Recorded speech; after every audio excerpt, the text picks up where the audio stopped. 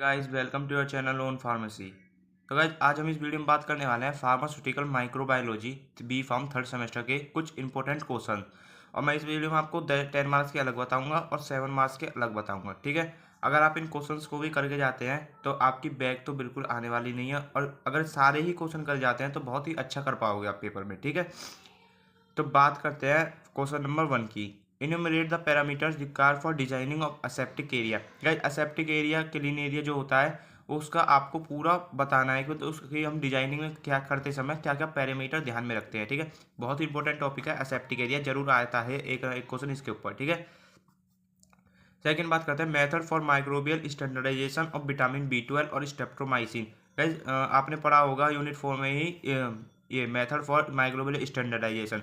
ये vitamin B12 और streptomycin यानी कि एंटीबायोटिक। तो ये विटामिन B12 या एंटीबायोटिक किसी का एक का जरूर आता है हर बार, ठीक है। थर्ड क्वेश्चन बात करते हैं, वेरी इंपॉर्टेंट क्वेश्चन गाइस, ये तो जरूर आएगा ही आएगा। Discuss various type of animal cell culture and write the procedure for isolation of cells in vitro culture. मतलब सेल कल्चर के बारे में बताना है यूनिट 5 में जो है, ठीक है।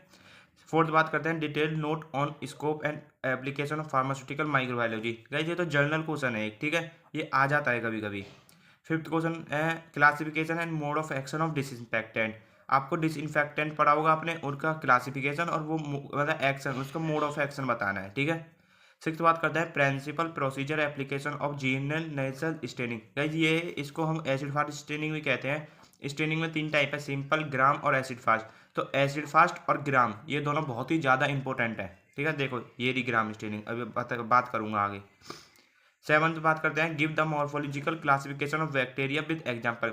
वैसे बैक्टीरिया पढ़ा होगा आपने, उसका मॉर्फोलॉजिकल क्लासिफिकेशन में मॉर्फोलॉजी के आधार पर बेस पर क्लासिफाई करना है, ठीक है। एट्थ बात करते हैं ग्राम स्टेनिंग, वही ये स्टेनिंग का ही दूसरा टाइप है ग्राम स्टेनिंग, ये बतानी है आपको 10 मार्क्स में, गाइस देख लेना, ठीक है। नाइन्थ बात करते हैं एप्लीकेशन ऑफ सेल कल्चर। देखो जो सेल कल्चर यहाँ पे है ना थर्ड क्वेश्चन में, सेल कल्चर उसकी एप्लीकेशन देनी है सिर्फ, ठीक है। तो आप समझ सकते हो कितना इंपॉर्टेंट क्वेश्चन है। गाइस अब बात करते हैं 7 मार्क्स के क्वेश्चन की, ठीक है। फर्स्ट क्वेश्चन है discuss various factor affecting bacterial growth. जो हम बैक्टीरिया को ग्रोथ कराते हैं किसी भी कल्चर मीडिया में तो उसको क्या क्या फैक्टर अफेक्ट करते हैं वो बताने हैं आपके, ठीक है। सेकंड बात करते हैं हम explain reproductive cycle of virus. जो आपने वायरस पढ़ा होगा उसमें रिप्रोडक्टिव जो साइकिल होती है मतलब वो रिप्रोडक्शन किस बेस पे करता है, लाइक्टिक साइकिल और लाइसो साइकिल होगी, ठीक है। दो एक कोई सी भी करके आ जाना। थर्ड क्वेश्चन है गाइस मोस्ट इंपॉर्टेंट क्वेश्चन है थर्ड वाला, differentiate between moist and dry heat sterilisation. यार ये तो स्टेलाइजेशन छोड़ के जाना ही मत, ठीक है, ये बहुत ही ज़्यादा इंपॉर्टेंट क्वेश्चन है।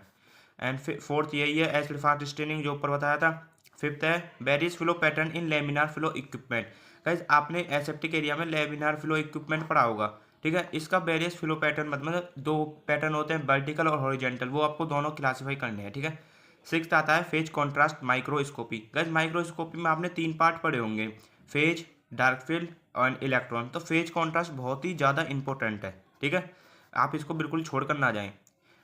ये सेवंथ वही है वेरियस फैक्टर अफेक्टिंग, ये तो वो है various factor affecting microbial spoilage of pharmaceutical product. जो भी फार्मास्यूटिकल प्रोडक्ट होते हैं उसमें क्या क्या फैक्टर अफेक्ट करते हैं माइक्रोबियल स्पॉइलेज को, ठीक है, यूनिट 5 में देख लेना।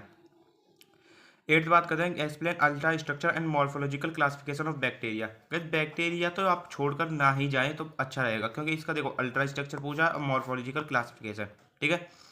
नाइन्थ बात करते हैं माइक्रोबायल एसे ऑफ एरिथ्रोमाइसिन यानी कि एंटीबायोटिक का आपको बताना है, ठीक है। वही क्वेश्चन है ऊपर जो था वही स्टैंडर्डाइजेशन वाला, ठीक है। टेंथ है explain different source of contamination aseptic area and prevention. देखो एसेप्टिक एरिया का आगे ना मतलब एसेप्टिक एरिया आपको मिलेगा ही मिलेगा, इसका आपको सोर्स बताना है, कंटामिनेशन जो भी होता है सोर्स एंड उनके प्रिवेंशन, उनको हम किस तरह से रोक सकते हैं, ठीक है। 11th आता है explain cell culture in pharmaceutical industry and research. देखो सेल कल्चर वही है जो ऊपर बताया, ठीक है, मतलब समझ सकते हो कितना इंपॉर्टेंट क्वेश्चन है। 12th बात करते हैं describe the concept and design of clean and aseptic area. Aseptic area का देखो 3-4 बार आया है, घुमा फिरा के ही आया है ये क्वेश्चन, ठीक है। एसेप्टिक एरिया मतलब आएगा जरूर। 13 बात करते हैं describe the bacterial growth curve, यानी कि बैक्टीरियल ग्रोथ कर्व आपको बतानी है, ठीक है। 14 बात करते हैं principle working application of moisture sterilization. देखो स्टरलाइजेशन मैंने आपको बताया कितना इंपॉर्टेंट टॉपिक है, तो उसका कोई सा भी एक टाइप भी पूछ सकता है, इस सिंपल एक टाइप भी पूछ सकता है। फिर बात करते हैं फैक्टर इन्फ्लुएंसिंग डिसइंफेक्शन। कहीं डिसइंफेक्शन टॉपिक आपको पूरा ही पढ़ के जाना है, इसके कभी कभी फैक्टर भी पूछ लेता है, ठीक है, ओनली फैक्टर। 16 आता है इसमें describe different type of sterility indicator. For evaluation of sterilisation. जो भी आपने स्टेलिटी इंडिकेटर पढ़े होंगे उनका इवेल्यूशन करना है स्टेलाइजेशन में, ठीक है।